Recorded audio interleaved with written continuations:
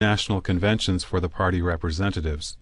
The CCP even revised its party constitution 16 times. The guiding theories of the CCP started with Marxism-Leninism. Maoism was added, and then Deng's thoughts and recently Zhang's three represents have been added. Marxism-Leninism and Maoism are not at all compatible with Deng's theories and Zhang's ideology. They are actually opposite to them.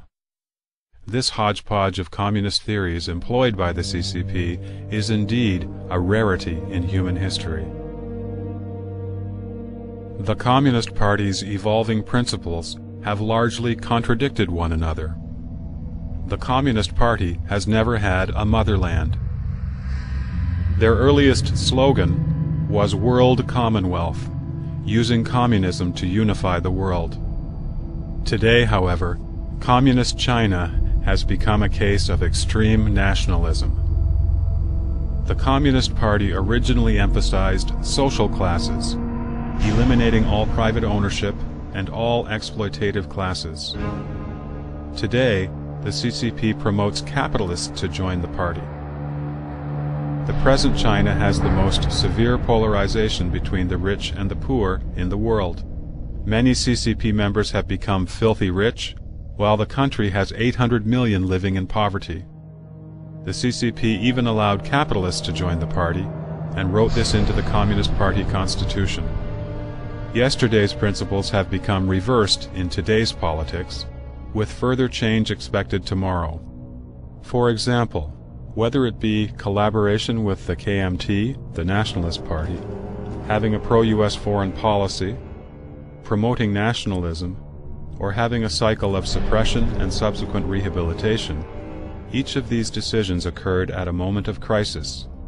In the history of the CCP, there have been more than a dozen movements that are life-and-death struggles. In reality, all of these struggles have coincided with the transfer of power following changes of the basic party principles. Every change has come from an inevitable crisis faced by the CCP, threatening its legitimacy and survival. Every goal is for capturing and maintaining power, as well as enjoying monopoly over social rights. The CCP promised land to the peasants, factories to the workers, freedom and democracy to the intellectuals, and peace to all. None of these promises has ever been realized. One generation of Chinese died deceived, and another generation continues to be cheated.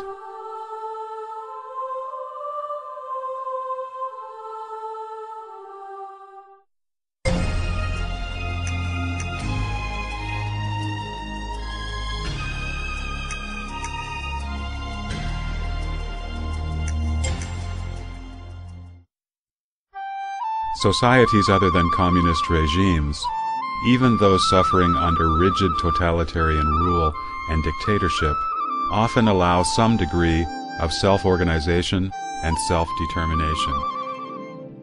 Ancient Chinese society was, in fact, ruled according to a binary structure.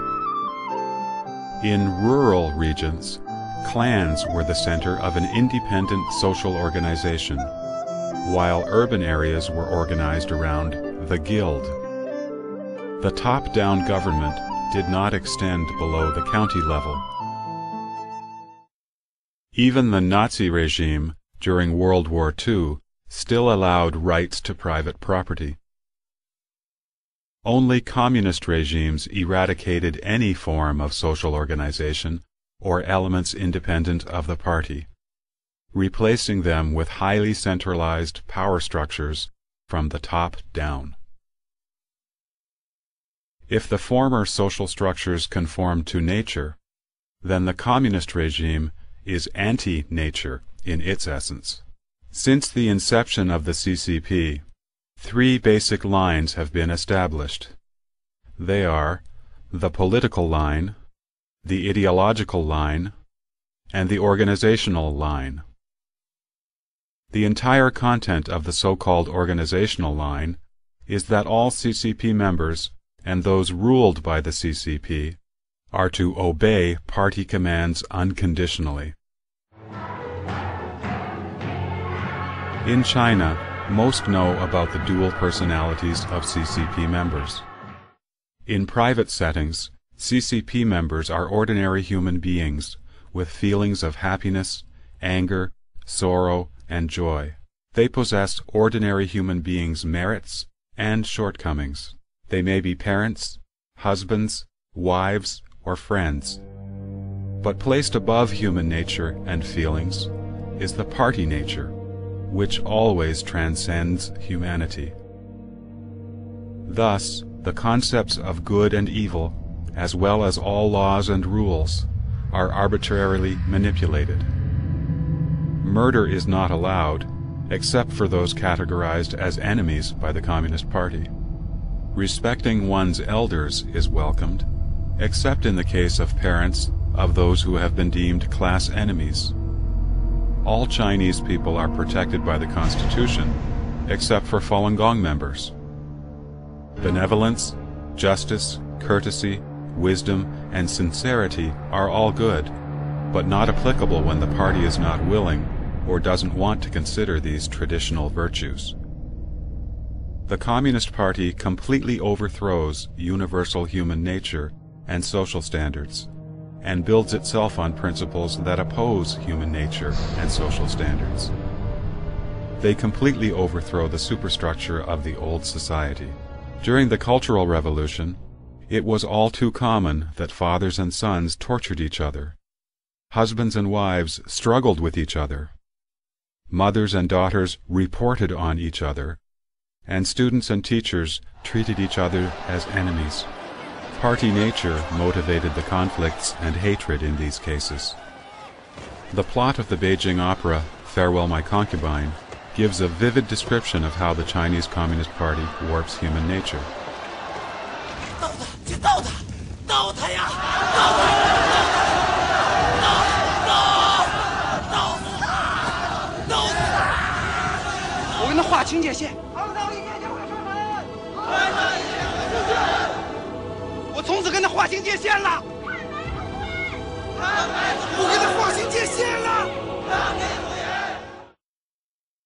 What needs to be pointed out is that such absolute obedience to the party nature results from the CCP's prolonged course of indoctrination. This training starts in preschools and kindergartens, where party-sanctioned answers to questions are rewarded. Answers that do not comply with common sense or with a child's human nature are rewarded. Students receive political education when they attend primary school and middle school and all the way to college, and they learn to follow party-sanctioned standard answers.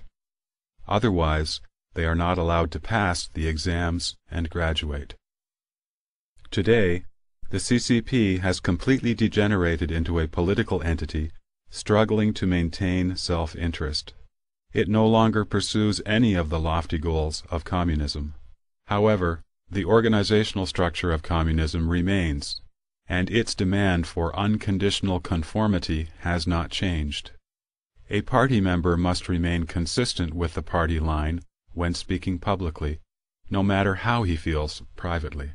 The organizational structure of the CCP is a gigantic pyramid, with the central power on top controlling the entire hierarchy. This party, situating itself above humanity and human nature, removes any organizations or persons deemed detrimental or potentially detrimental to its own power, be they ordinary citizens or high-ranking CCP officials.